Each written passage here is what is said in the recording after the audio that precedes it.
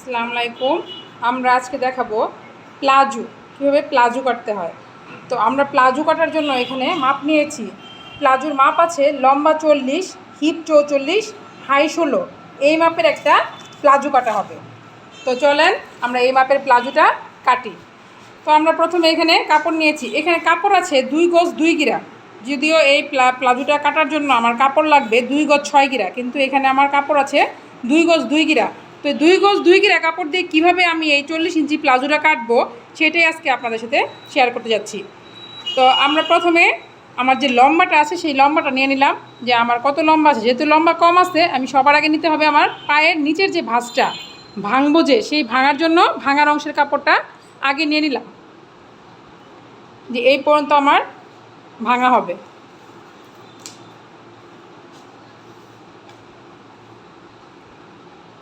এখন ভাঙা বাদ দিয়ে বাকি যে লম্বাটা আছে সেই লম্বাটা নেওয়ার পরে আপনারা দেখতে পাচ্ছেন আমার এখানে পুরা 6.5 ইঞ্চি কাপড়, মানে গড়ে দেওয়া পরে 7 ইঞ্চি কাপড় এখানে কম আছে। যেহেতু না একটু কমা, এত কম লাগবে না, 6 ইঞ্চি দিলেই হবে। 6 ইঞ্চি কাপড় আমার এখানে বাড়তি এক্সট্রা লাগবে। তো সেই কাপড়টা আমি কোত্থেকে পাবো আর কিভাবে করব সেটা সহই আমি আপনাদের সাথে আজকে ভিডিওটা শেয়ার করছি। তো আমি আশা করছি আপনাদের এই ভিডিওটা খুবই কাজে লাগবে। যারা নতুন শিক্ষার্থী তাদের তো অবশ্যই কাজে লাগবে। তো ভিডিওটা দেখতে দেখতে এখনই প্লিজ একটা লাইক দিয়ে দিবেন, আর চ্যানেলে যদি নতুন হয়ে থাকেন চ্যানেলটা এখন সাবস্ক্রাইব করে আমার পাশে থাকবেন। আর যদি আপনাদের কোন ধরনের ক্লাস ভালো লাগে, আরও কিছু শেখার থাকে, অবশ্যই আমাকে কমেন্টে জানাবেন। আমি চেষ্টা করব পরবর্তী ক্লাসে আপনাদের এটা পূরণ করার জন্য। তো নিচের অংশটা আমি এখানে পায়ের অংশটা বাদ দিয়েছি, পায়ের ভাঙাটা। এখন চলে আসি এখানে কোমরের অংশে, উপরের অংশে। তো উপরে আমি এখানে উপরে 6 বাদ দিয়ে, যেহেতু 6 জোড়া লাগবে, 6 বাদ দিয়ে 16.5 পর্যন্ত হাই লাইন জন্য দাগ দেওয়া হলো। এটা আমার হাই হবে।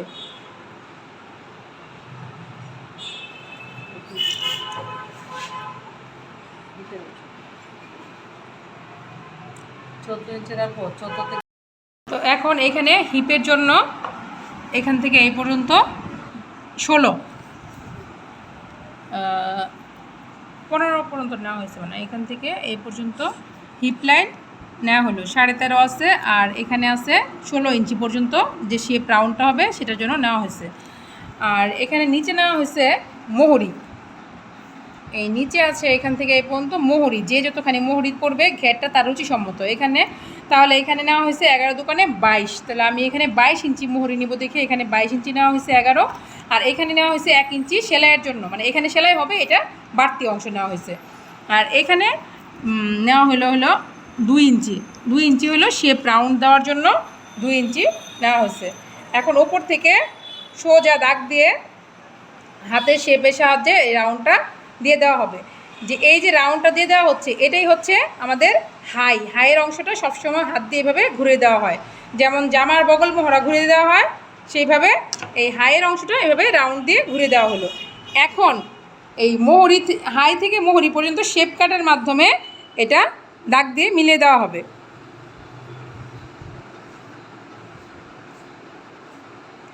একটা দাগ দেওয়া হলো কাটার জন্য, আর একটা দাগ দেওয়া হচ্ছে সেলাইয়ের জন্য। আর এইখানে একটু রাউন্ডটা বেশি দিয়ে দেওয়া হতেছে।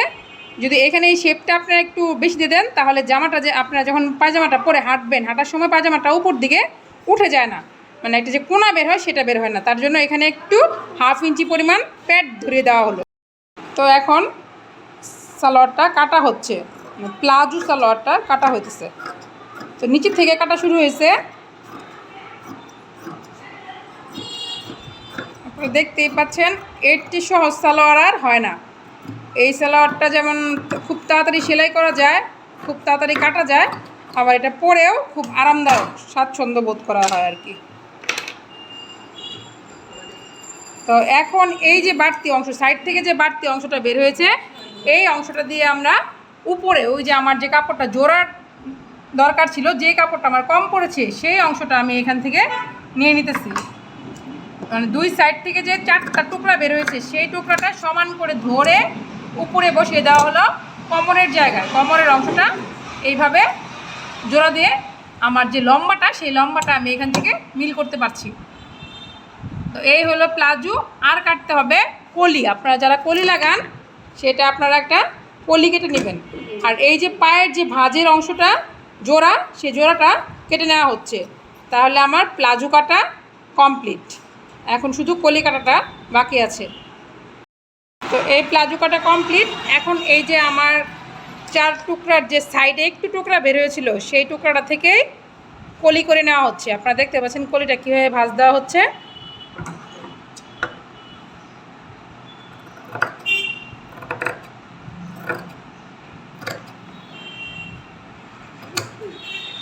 এই হয়ে গেল প্লাজোর কলি। এখানে জোড়াটা সেলাই করে দিলেই বাস কলি হয়ে গেল। তো আমার প্লাজো কাটা দেখানো শেষ। তাহলে দেখতেই পাচ্ছেন আপনারা কত সহজে ঝটপটে প্লাজো কাটা হয়ে গেল। তো এই একদম পরিপূর্ণ প্লাজো কাটা কমপ্লিট। তো ভিডিওটা ভালো লাগলে অবশ্যই লাইক কমেন্ট শেয়ার করতে একদম ভুলবেন না। নতুন আরেকটা ভিডিওতে আপনাদের সাথে খুব শীঘ্রই দেখা হবে। আর যদি আপনাদের আরও কিছু জানা থাকে অবশ্যই আমাকে কমেন্টে জানাবেন। সেই পর্যন্ত সবাই ভালো থাকেন, সুস্থ থাকেন। Tata, bye bye.